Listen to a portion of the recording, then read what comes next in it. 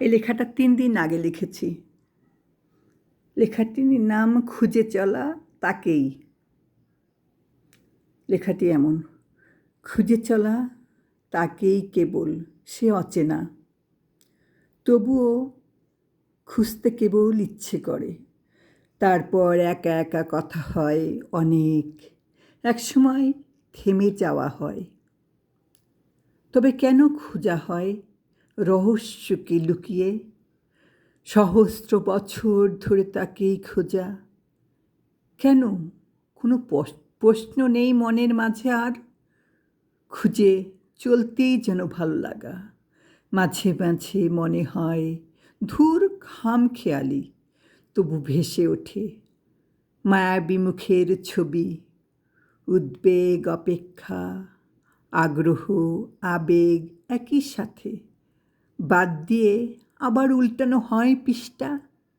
একটা বয়স হলে তখন গাঢ় প্রেম থাকে, কোনো লোভ লালসার ভিড় থাকে না। এলোমেলো কথা ভাগের কেউ একজন থাক।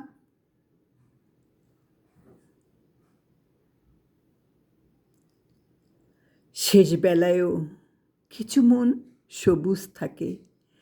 আগে নিজেকেই চেনা প্রয়োজন, চারিদিকে ফাঁদ পেতে রাখা। আজকাল টাকার নেশায় অনেক কিছু চলে, মানুষ সেই মানুষেরই ক্ষতি করে। এর ভেতর জীবন অতিবাহিত করতে বাধ্য। কিছু পাপিষ্ঠ শেষ বয়সে মাথা ঠোকায়, যেন বিধাতা ক্ষমা করে দেবে তাকে সহজে। সময় থাকতে সচেতন হয় কয়জনে?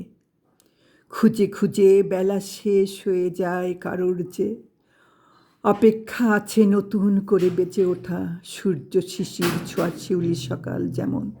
দায়ভার থাকে না ওই পারে একা, সেখানে কষ্ট না সুখ কেউ জানে না। জানা যেত তাহলে ব্যস্ত দোজক নিয়ে নিয়ম তো মানুষ মাতামাতি করতো না, আরও কোনো সাধনাও চলতো না।